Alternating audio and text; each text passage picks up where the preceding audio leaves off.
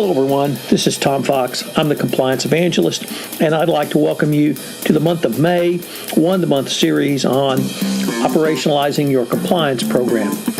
In this month, I will focus on the use of your human resources function to help you operationalize your compliance program.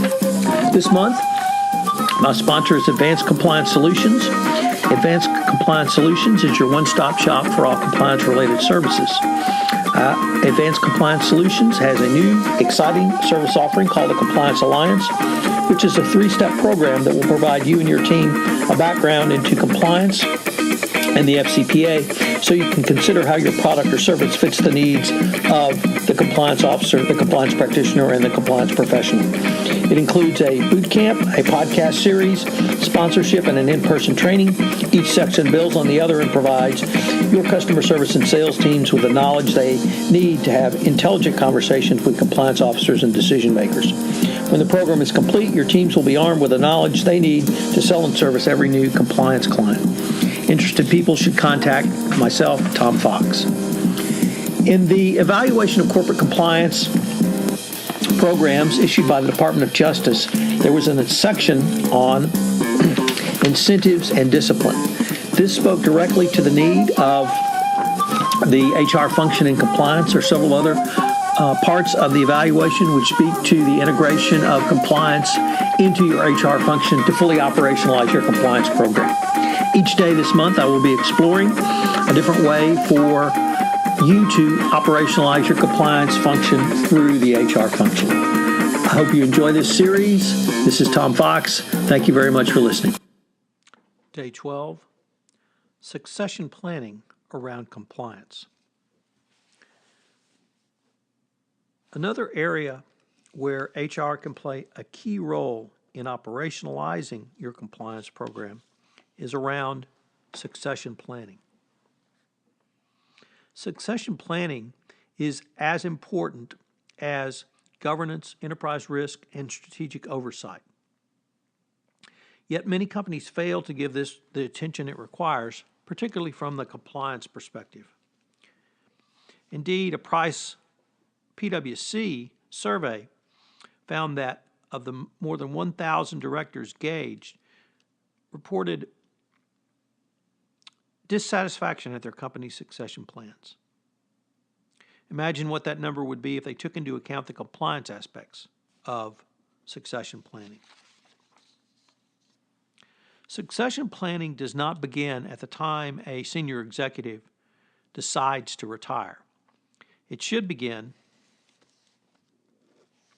at the time a senior executive is hired or promoted into that position. This is to prevent a decision at the last minute, or worse yet, to be left effectively with no decision. As well as the process being started at the time of the hiring, you must also fully engage the HR function and the board of directors. There are several key points which are applicable to the compliance component of succession that I would like to discuss today.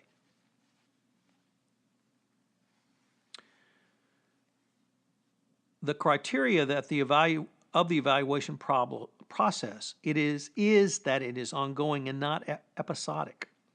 In addition to broad and deep pipeline of qualified leaders, candidates should be put through a variety of roles.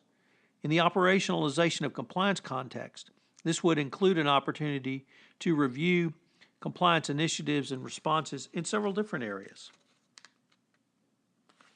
In addition to running large and small business units, candidates should oversee functions as broadly as Chief Financial Officer to HR to being assigned senior level projects in compliance. In many ways, evaluating a compliance criterion is as much art as it is science. However, a specific list of must-haves is appropriate. It is not as simple as whether there is a violation or not. It is a much more broad calculus. I often cite to Paul McNulty's three maxims for evaluating a corporate compliance program, which are, what did you do to prevent it? What did you do to detect it? And then third, what did you do after you found out about it? A compliance analysis in a CEO candidate is more than simply the third prong. A senior executive should be asked, how did you inculcate compliance into the business unit that you were managing? What controls did you put in place? And then what did you do when you found out? Did you do a risk assessment? Did you do a root cause analysis? Indeed, how much face time did you have with a chief compliance officer? All of these will also demonstrate the operationalization of your compliance program going forward. If you have a process in HR for the evaluation around succession planning, this process should be followed. The 3 enforcement actions that I discussed the first week of this monthly series make clear that if an exception is made, it is incumbent the exception be documented, justified, and then reviewed and approved by an appropriate level of management. So how is the future of your company going to look? Obviously, from a sales perspective, forecasting is something that's done on a routine basis, but when was the last time you engaged in forecasting from the corporate succession basis, and more specifically, including the operationalization of compliance going forward? So you might explore a new geographic market with a candidate or a new product line, either of which are going to bring new compliance challenges. Being part of a team to perform a risk assessment might indicate that new or different compliance safeguards need to be considered. Should monitoring through continuous controls monitoring or other more sophisticated tools be utilized as the compliance program evolves to be considered? The choice of a successor isn't a done deal until the votes are cast and the announcement is made. You should continue to provide operationalization challenges, which can continue to give feedback to a variety of candidates and guidance from the compliance perspective. Basically, a candidate needs to always be evaluated from the compliance perspective. The selection of a new CEO, CFO, COO, or other senior manager is a substantial investment by a large company. Having the right person in the position from the compliance perspective is an important element in an overall evaluation. Remember, it all starts with tone at the top.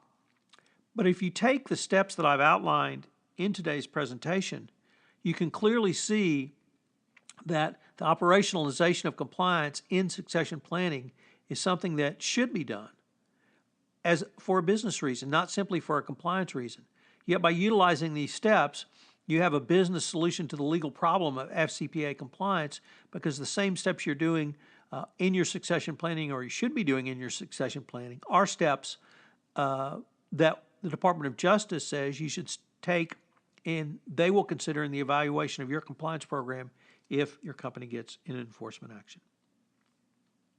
Every time I perform a risk assessment or speak to a company's HR lead, they immediately understand the role they can play in moving forward a company's compliance program. Even if the HR role is limited in the hiring process, they can ask candidates their views as to underlying business ethics. HR can also begin the compliance inculcation process, even pre-hiring, by talking about the company values during the interview process. This sets an expectation that can be built upon if the candidate is selected, and in every HR touchpoint going forward, including looking at employees in the succession planning. I cannot emphasize enough how powerful this can be in your operationalization issues going forward, certainly as articulated by the Department of Justice. So what are today's 3 key takeaways? Number 1, succession planning is just as important as governance, enterprise risk, and strategic oversight. Further, it leads to additional operationalization and inculcation of compliance into the fabric of your organization. 2, do not begin your succession planning when a senior manager or CEO announces their retirement. You should be succession planning on an ongoing basis, continuing evaluating candidates and preparing for succession. And finally, as a senior executives, you should always be evaluated. You should understand that you're always being evaluated.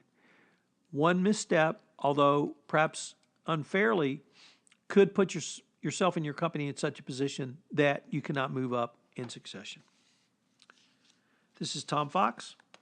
Thank you very much for listening to Day 12, and I hope you will join me tomorrow for Day 13 of 1 month to better compliance through HR. This is Tom Fox again, and I'd like to thank you for listening to this episode of 1 month to operationalizing your compliance program through the use of your HR function.